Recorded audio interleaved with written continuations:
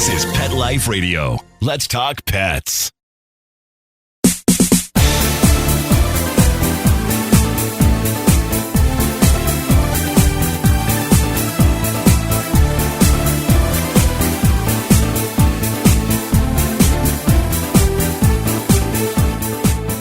Welcome to Bark and Swagger on Pet Life Radio. I'm Jody Miller-Young, your host. I was really fortunate recently to interview both Tara Lipinski and Johnny Weir, figure skating Olympic champions. Both of them are so much fun, such nice people, and so talented, and they are co-correspondents for some of the biggest sporting events in the world. Think Olympics, Kentucky Derby. They've even done a red carpet for the Academy Awards. So we wanted to make this one show in two parts. So stay tuned for part one of two very fun shows that I had a lot of fun doing with the couple known as the Jimmy Fallon and Tina Fey of the Figure Skating Commonwealth. Enjoy. Today's guest is talented, outspoken, fashionably flamboyant, and a big animal lover. I'm talking Johnny Weir, two-time Olympian and three-time U.S. national champion figure skater. Coming out as gay in his 2011 book, Welcome to My World, gave Weir a platform to speak out for other Olympic contenders who might have been afraid to declare. And that fearlessness is a key component of his success. In addition to supporting human rights for all Olympic hopefuls, Johnny killed it on the ice with his gifted performances and dramatic flair in some of the most adventurous and exciting costumes ever, people. He's back for a third year with his equally talented Olympic champion bestie, Tara Lipinski, at the National Dog Show this November, and we're going to be talking everything dog, fashion, skating, and more. But first, we're going to take a short break from our sponsor, and then we'll come back and talk with Johnny. So don't go away, get comfortable, because this is going to be a fun show. Grab that favorite beverage. We'll be right back.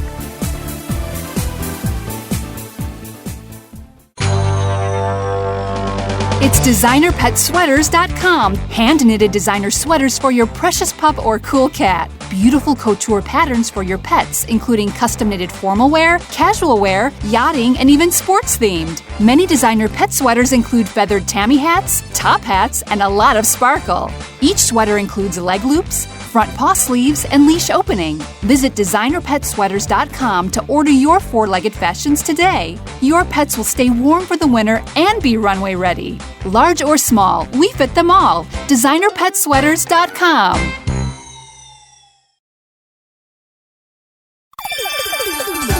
Let's Talk Pets on PetLifeRadio.com.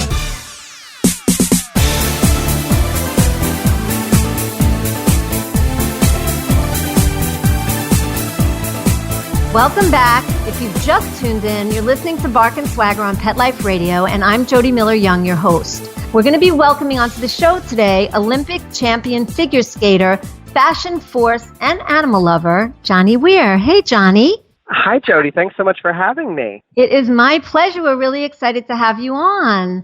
You are, as I said, a two-time Olympian, three-time consecutive U.S. national champion, but you could have become a competitive equestrian. You were a pretty serious rider as a kid, right?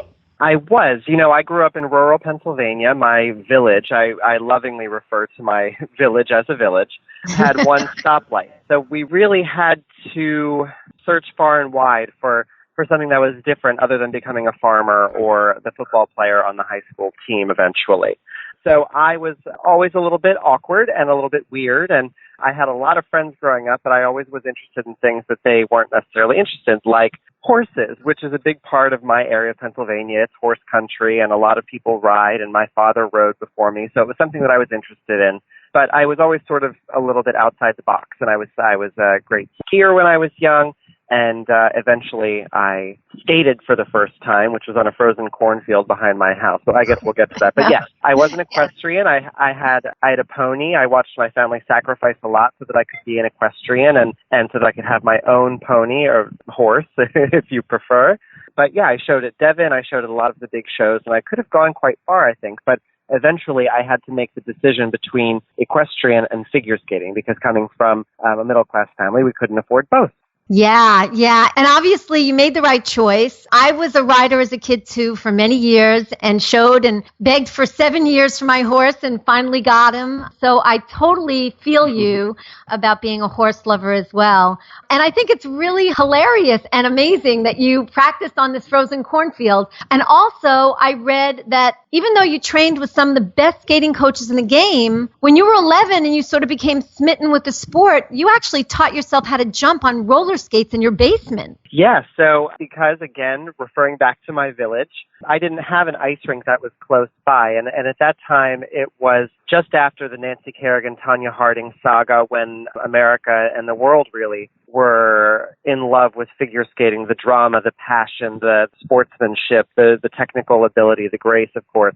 And I was just a fan. I was one of those people. And simply because we didn't have an ice rink, I did the next best thing and taught myself how to do jumps and things in my basement on roller skates. And the winter, I'd say, after the Olympics is the first time I really got on the ice. My parents had found a used pair of ice skates at a Play It Again Sports. I don't know if that even still exists, but a Play It Again I don't know. And they were used and old, and they had no support in them, but they had blades on them, and they were black skates, and I took them out back when the cornfield froze over in a big blizzard and moved everything that I taught myself from the basement on roller skates. I put it onto this weird ice surface. And then, my neighbors and my aunt was a neighbor. Everyone was sort of watching me in the driveway on the roller skates in the summertime and out on the cornfield on ice in the winter, and told my parents that they should get me into a group class somewhere. Delaware was the closest training facility that we had to us. So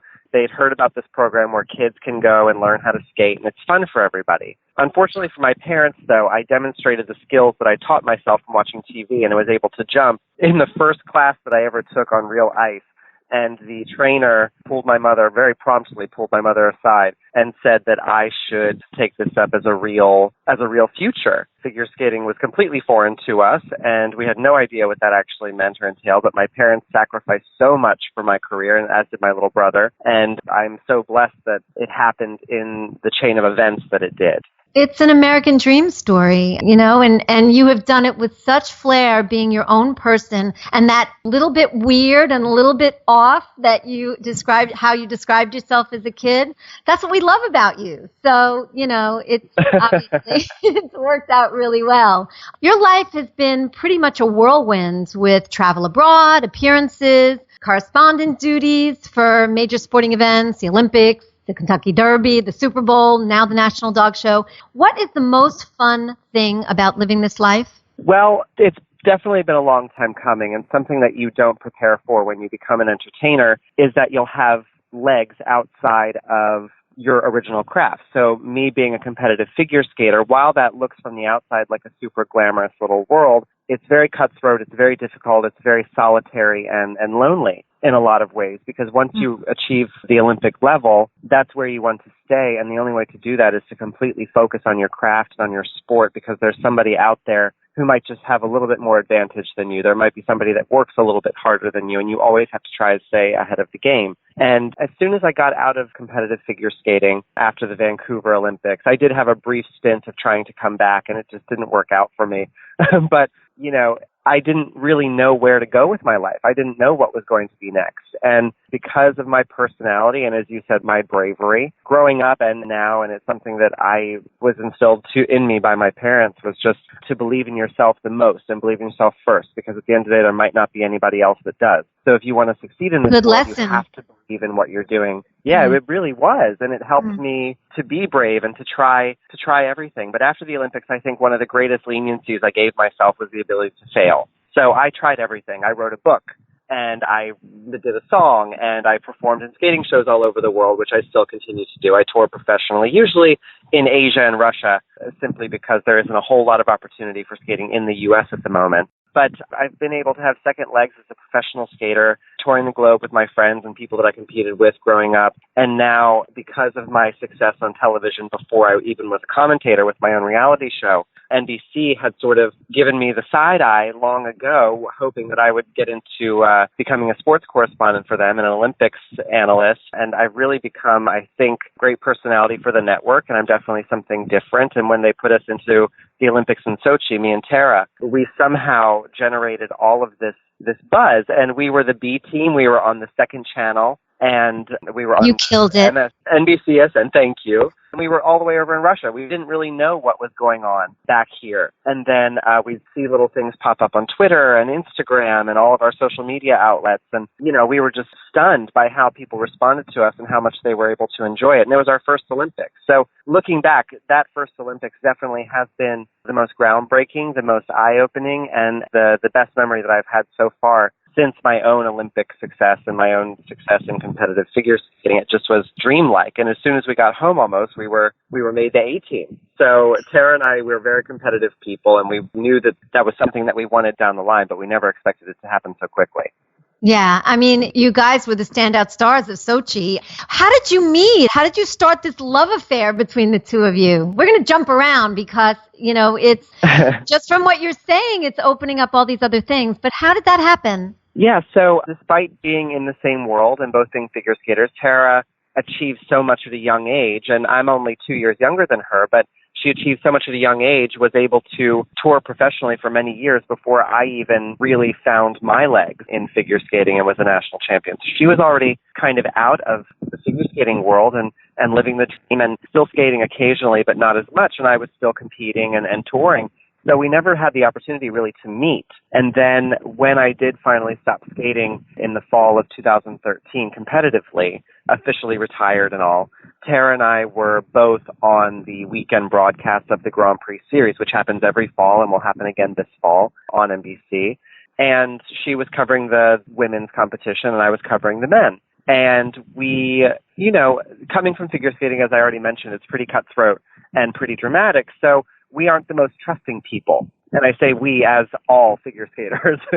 We're not the most trusting people. So it took us a minute to really start to enjoy being around one another and to take in each other's smells and to have each other's back. But we weren't partners yet. We were just coworkers. Mm-hmm. And we had the radical idea one night out in New York City, having drinks and dinner, that we should, bring it to our producers that we should be together. And we would both commentate the men and the women.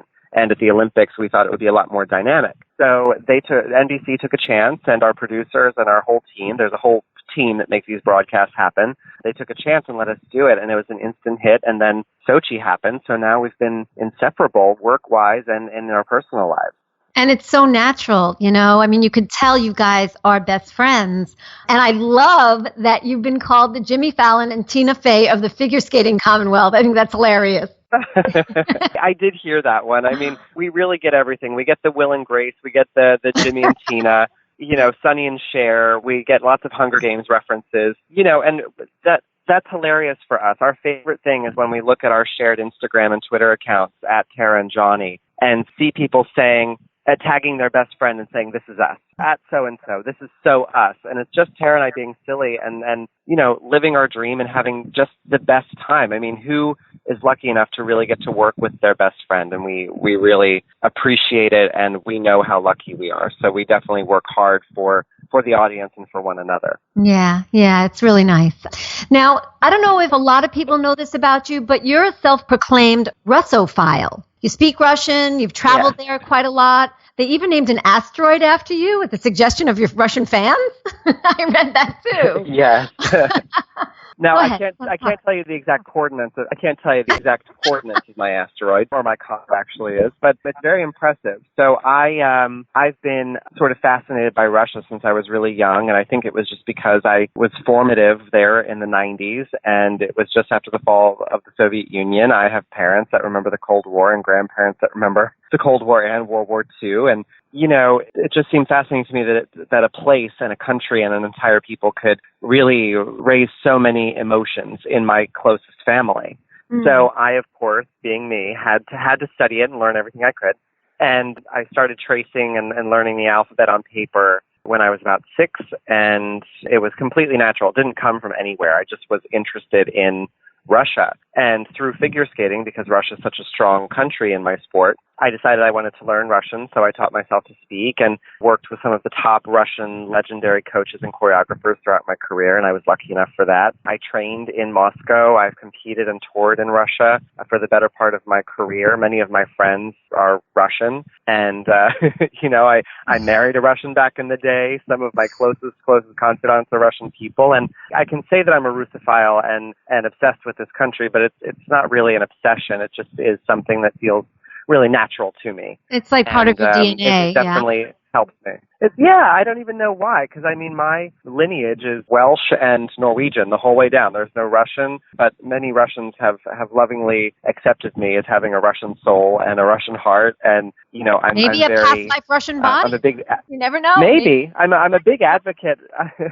Nowadays it's a little bit rough to say that you love Russia in this country, but it's a fantastic country, and it's a lot more than just their politics. The same as the rest of the world looks at the United States. Yeah, that's why I wanted to ask you about it, because it is so much a part of our daily news today, and you've had experience. You've experienced it from the inside. So I did want to know what the attraction for you was with the culture, with the people, with the place. And I would love to hear a little more about, what you love about the culture. You've been there a lot. You've toured there. You've got a lot of friends. What is it about the culture that really attracts you so? I think that something about the people, most Russian people that I love so much, is their ability to go with their gut. So when you meet somebody new, it's not coming from the Soviet era. A lot of the population aren't very giving. They're not very trusting, which is how I felt a lot of my life growing up. But as soon as you have that first meal or you make eye contact the first time, you guys are friends for life. I mean, there are people that unfortunately, due to my lifestyle and how much I travel and stuff, I don't get to see them all the time. But they never forget my birthday. They always wish me Happy New Year and vice versa. And it just has been really enriching to my life to have Russians in it, because we can get so fishbowled in the United States. We have so much opportunity. We have so many great things here. We have a lot of bad stuff too. But it can be really easy to become just an American and forget that there's a big world out there. That's something that's coming from a small town I appreciate so much about the world that I get to see, and then so lucky to get to see. Russia's an awesome place, and I hope people can remember and also not judge me too much for saying how much I love it, because nations are a whole lot more than their politicians. Yeah, I think it's so important to make that distinction. Yes, absolutely. You also collect, now let me see if I can get this right, Cheburashka? Did I say it right? You're very close. You're very close. So Cheburashka is the cutest Soviet-era cartoon, and it's this little bear, sort of bear monkey creature. He doesn't. Nobody really knows what he is, or even if he's a he. But he arrives in Russia in an orange crate, and he doesn't have anywhere to go. Nobody really knows what he is. He acts like a human, but he looks like an animal. And he goes to make friends with Giena the crocodile. There's a lady named Lady Shapakliak that runs around and tries to discourage any plan that Cheburashka might have. And it's a very cute thing. So if everyone wants to Google it, you certainly can. And all of the videos are with translation and stuff on YouTube. But I just fell in love with him because he was in this foreign place and felt so different and felt strange. And, that's how I grew up. That's where I come from. So I can't say that I actively go and collect Cheburashka memorabilia so much anymore. But there's a lot of stuff out there, and he's so cute. And I definitely, now that I have this whole horde of Cheburashka dolls and movies and coffee mugs and blankets and all of this crazy stuff, all of my friends and family that are my age are starting to have families of their own. So I definitely try to pass on my love of Cheburashka to everybody. Very sweet. Very cool. Back in 2012, you represented the U.S. as a Goodwill sporting ambassador to Japan for Hillary Clinton, which must have been really cool. What was that like, and what did you get to do? Well, I was in an outreach position for not only a sports Goodwill ambassador, but as an ambassador for the LGBT community. And I think that as a gay man, I definitely am not doing as much as many other activists will do, and I don't consider myself an activist. If anything, a passive activist. And through filming a film, To Russia with Love, that I helped produce, sort of centered around the anti-gay laws in Russia ahead of the Sochi Olympics, and if the countries that are pro-gay should boycott the Olympics, and it was a whole struggle and it was a whole thing. But I definitely feel that I have an obligation to athletes that come after me, and I have an obligation to people that come from small towns to really live my truest life and tell people that I'm normal. I work just as hard as anybody else to achieve things in my life, and there's a whole lot more to a person than what they're born as. You know, I could have been born a Jewish woman or an African-American man that has a few children and a very normal life and pays taxes, but I was born a gay white guy, and I want everyone to have that unity. So anyway, in addition to sort of promoting figure skating in Japan, where figure skating is already very big, and I enjoy a big following in Japan, you know, I wanted to bring a bit of American value and a bit of American openness to how they view athletes around the world that may not be your typical jock. And that's certainly me. So how was it received? Very honored to be there. How was it received? Because they are pretty spiritual people, aren't they? Yes, and LGBTQ people are accepted in Japan, but it isn't talked about so much, not as much as here. I mean, RuPaul's Drag Race certainly wouldn't be on Japanese television, for example. But we are, as a community, very accepted in Japan. But for me, at that time, I was newly married, and I wanted to show just how normal and how hardworking gay people can be. So it was a very well-received movement, and we had a skating clinic.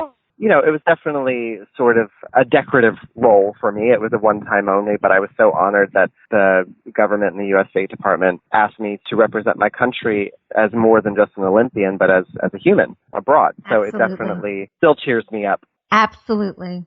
Now, this show is about living stylishly with your dog, and we love fashion here. You have hands down the most adventurous fashion sense in the sport, and I love in general how you put yourself together. So, really, and you've even designed costumes for fellow Olympic skaters, right? I think Yuzuru Hanyu wore one of your designs when he won Olympic gold in 2014.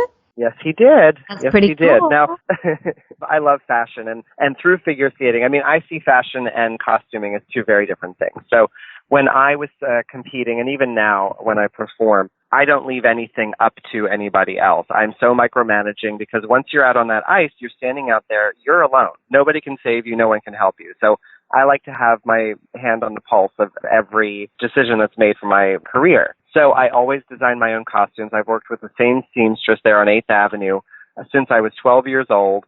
And I love the idea of creating a moment and creating a mood and a character for people that are watching me skate. Now, the fashions I put myself together in every day are quite different than the sparkly, feathery, outrageous costumes. But, you know, definitely a big part of entertaining people comes through in my fashion. And I think that's something that, you know, it's very cool that it's been celebrated through my commentating as well. I remember before the Sochi Olympics, NBC told me, well, you know, for the men, Brooks Brothers usually provides our men's their suits, and you get special tailoring and all this stuff.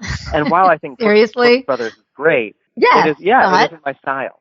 So, so I told them, you know what, I've got some great vintage Chanel. I have some amazing Dior pieces. I'll bring all of those, and you just have to trust me. And I think they trusted me because I was on the second channel. We weren't doing the NBC primetime figure skating coverage. We were doing NBCSN live in the middle of the day. Who's going to see me if I make a fashion mistake?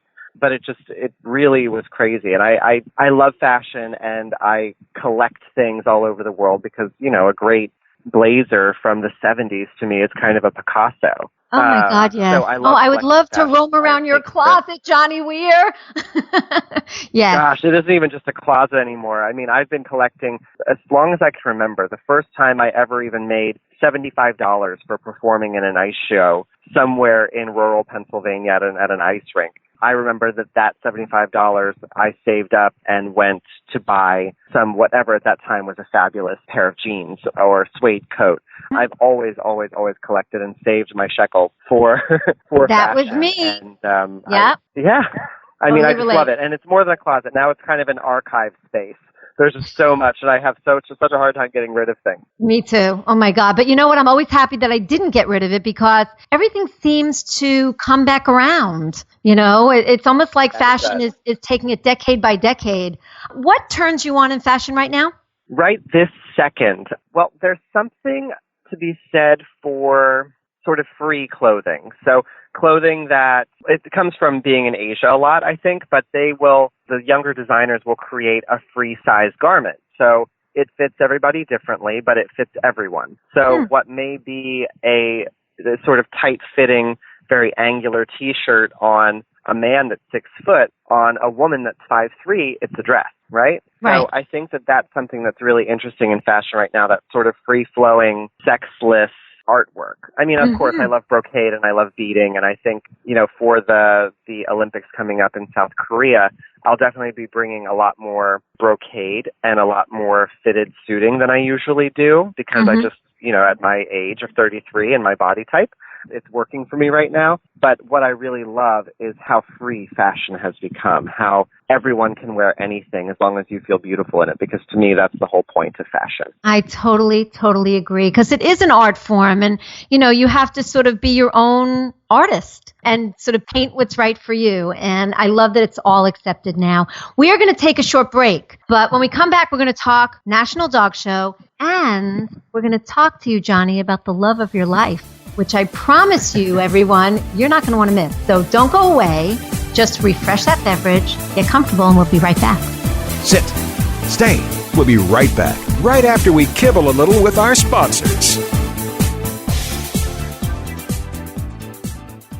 Hanukkah, the German Shepherd that I rescued, was stinky, skinny, and scrawny, full of skin rashes and scratching. And I started feeding Hanukkah Dinovite, and he became such a happier, itch-free, stink-free dog that I dug deeper into the website. DINOVITE.com. What if, in addition to Dinovite, we do the raw beef and the egg diet and see what happens? Forget all these 50-pound bags of formulated, extruded, processed cereal bits that cost a ton of money anyways.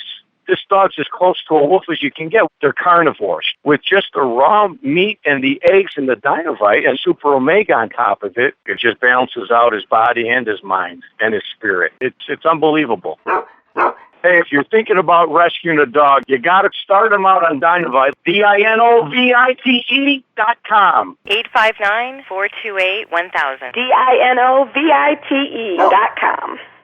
Want to know who the latest trendsetters are in Hollywood? How about Irish setters? Find out who's been spotted with Spot, chowing with their chow, and shopping for Gucci with their Poochie. Get the scoop on all the latest celebrity pet patter right here. Pet Life Radio. Let's talk pets. Let's talk pets Let's talk pets on Pet Life Radio. Pet Life Radio. PetLifeRadio.com.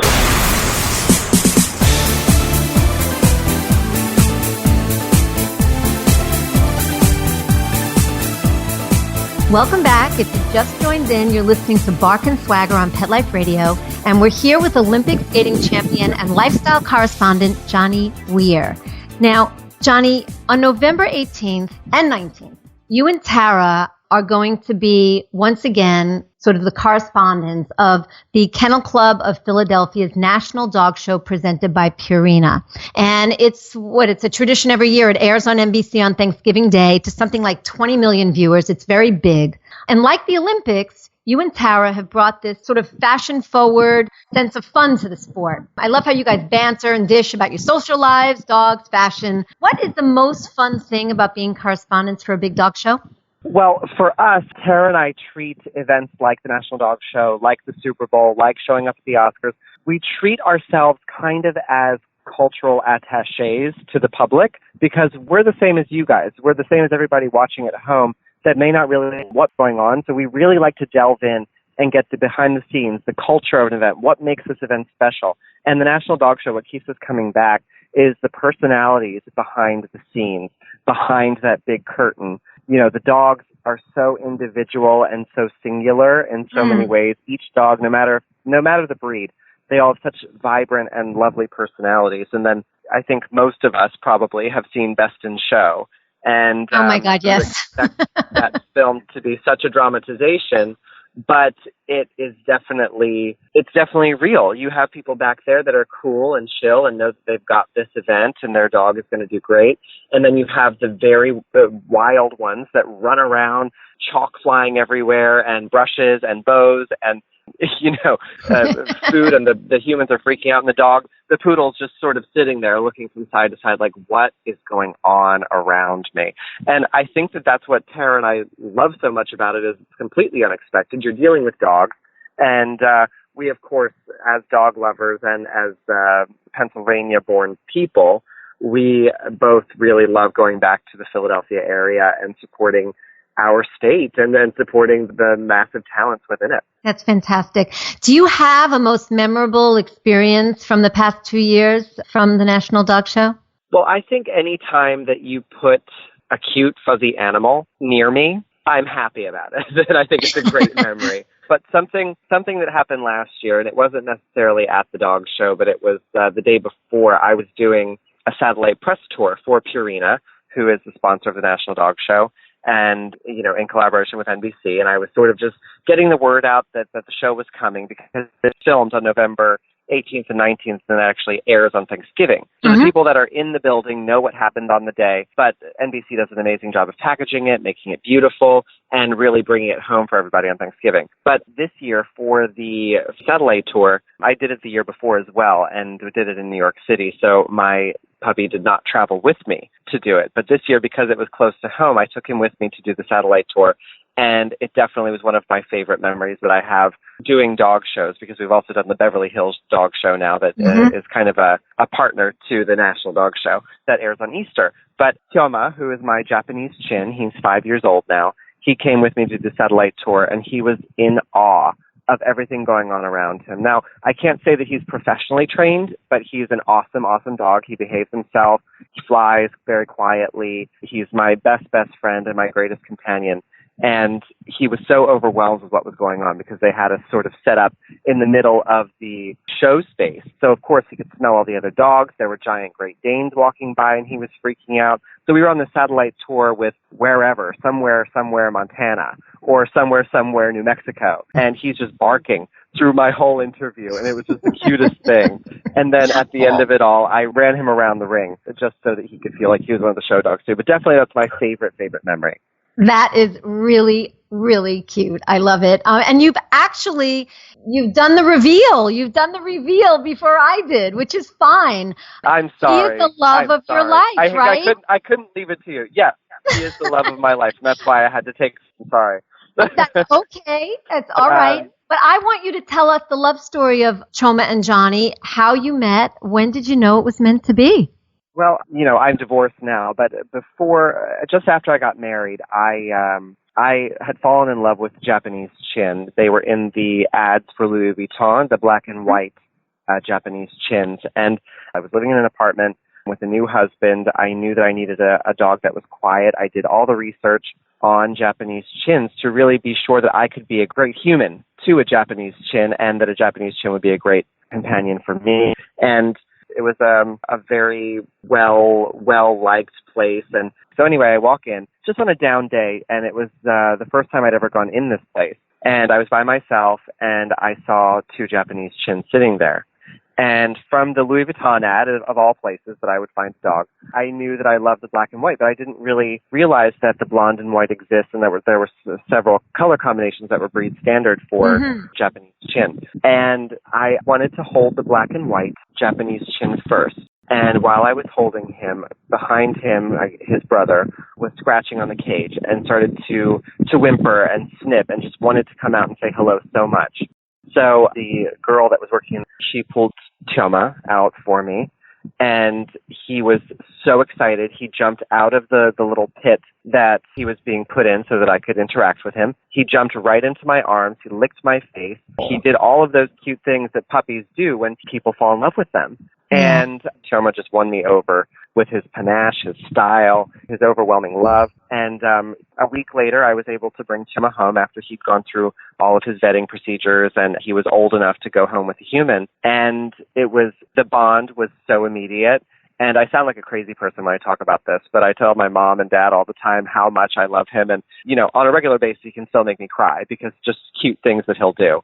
What's your favorite thing? What's your favorite thing that he does? Well, he's so sleepy. So he's an awesome dog, and he plays, and he gets so many toys. And Japanese chin are very regal dogs. They were originally bred to warm the laps and feet of Japanese royalty. And he's very regal the way he sits. He's very regal with the way he watches television. But he's a strong little man. So he barks, and he will go crazy when there are wolves on TV. He is very aware of how loved and how strong he is. So he's definitely a big dog in a little dog's body. But when he sleeps with me. And he has his own fuzzy blankets and things that I put up on the bed, and he makes a nest. And, by the morning, of course, he's spooning with me. And waking him up, I think, is my favorite thing because he gets a full massage every morning before he even opens his eyes. So I'll know he's awake, and he just will move in a way that he knows that I'll massage his chest, and then I massage his knees, and then I massage his ankles and his back and his tail and his head and his ears. And he waits for this every morning. So he does get angry when I travel. But my favorite thing is definitely waking up next to him and having him just do his pampered pup sort of massage position. And they're so cozy when they wake up in the morning. It's really delicious.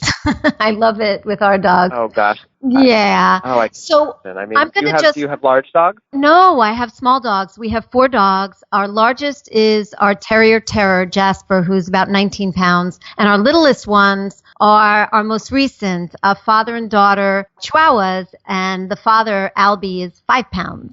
So, oh, wow. And we got very lucky because they all get along. We could have gone a lot of different ways, but they all get along. And it's the nicest, most wonderful thing. And we feel like our lives are so much richer for having these fur kids in our home. Exactly. It's just a really nice, beautiful thing. So I'm going to skip over to the Olympics in Pyeongchang again. Is this your first time going to Pyeongchang or to Korea in general? Well, luckily, I don't know what it is about my face, but I have been able to tour and perform and have a huge following in Asia, not just Japan. So South Korea, also China. And I don't know what it is about me. Maybe I look a little bit like an anime with my large eyes. I don't know. But yes, I have been to South Korea. I haven't been to Pyeongchang yet. And I only say it Pyeongchang because we're being told that's the proper way to say it, but I also think it's Pyeongchang. But anyway, Pyeongchang. I've never been, but I have seen photographs from our producers and our bosses of the progress that the city has made in preparing for these games. And I just think it's going to be incredible. The next 3 Olympics, a lot of people don't realize this, are going to be in Asia. So Pyeongchang is this coming February, 2018 winter, and then 2020, the Summer Olympics are in Tokyo, and then 2022, the Winter Olympics will be in Beijing. And then, of course, Paris was awarded the 2024 summer and Los Angeles the 2028 summer. But, yeah. So didn't know that. We got the inside scoop. So far out. Yeah. Inside scoop. But South Korea, it's just going to be amazing. And I love Asian fashion, so certainly I'm going to be bringing a lot of kimono realness to our broadcast. And Tara's really excited. Yeah.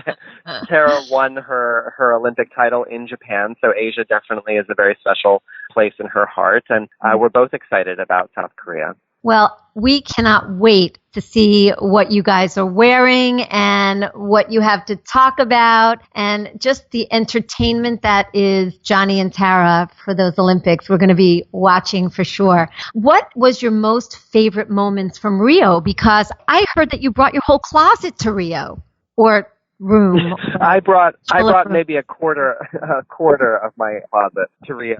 So Rio was a very interesting place. There is, of course, the extreme beauty of Christ the Redeemer, the big statue, the beautiful Copacabana beach. But Brazil is still a developing country, and Rio is still a developing city. So there were bits of uncomfort at being down there. So Tara and I weren't as adventurous as we usually are in foreign countries. We really take pride in getting out there and walking the cities that we're visiting, even in American before that we will for skating events. We really love to have our feet on the ground and see what's up.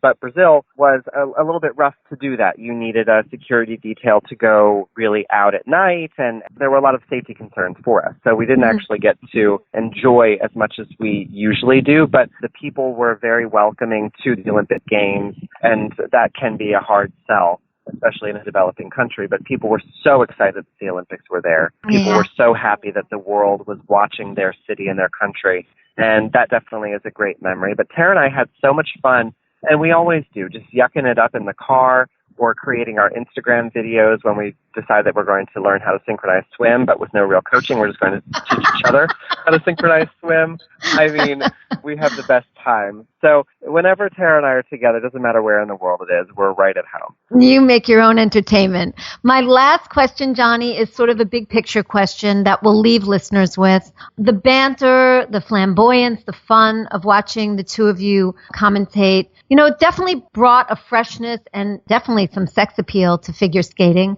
What do you hope to leave viewers with about the sport and about you both? Well, I suppose something that's very important to Tara and I, and something that sometimes I think is easy to forget because we are such a two-person show, and we have the fashion, and we have the witty banter, and we are friends. All of those things go into making us good at what we do. But ultimately what we want, I think makes us good at what we do.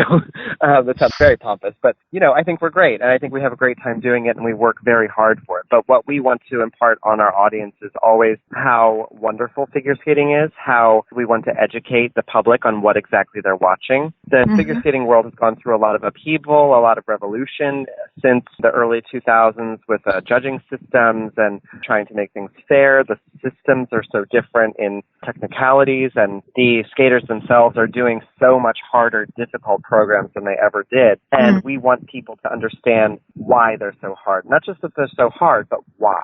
We want them to understand why this spin is more difficult than that, or this jump is so much more difficult than the one that their competitor just did. We really want people to have a supreme understanding of what they're watching and respect the sport of figure skating, because people, there are those football guys out there that say, oh, it's not a sport. Well, I challenge any football player in the world to try to do the things that these skaters do and not cry after day one. So, oh my God, yes. Of course, but it definitely, the main focus as figure skating commentators is that we want our audience to enjoy themselves. It is a TV show, after all, that we're trying to make for them, but we really want them to appreciate and understand what they're seeing. And I think that we've done a good job of that so far, and we can't wait to do it again for the 2018 Olympics. We can't wait to. Thank you so much, Johnny, for taking the time out to speak with us. You can keep up with Johnny and all of his adventures on both Twitter and Instagram at Johnny G. Weir, right?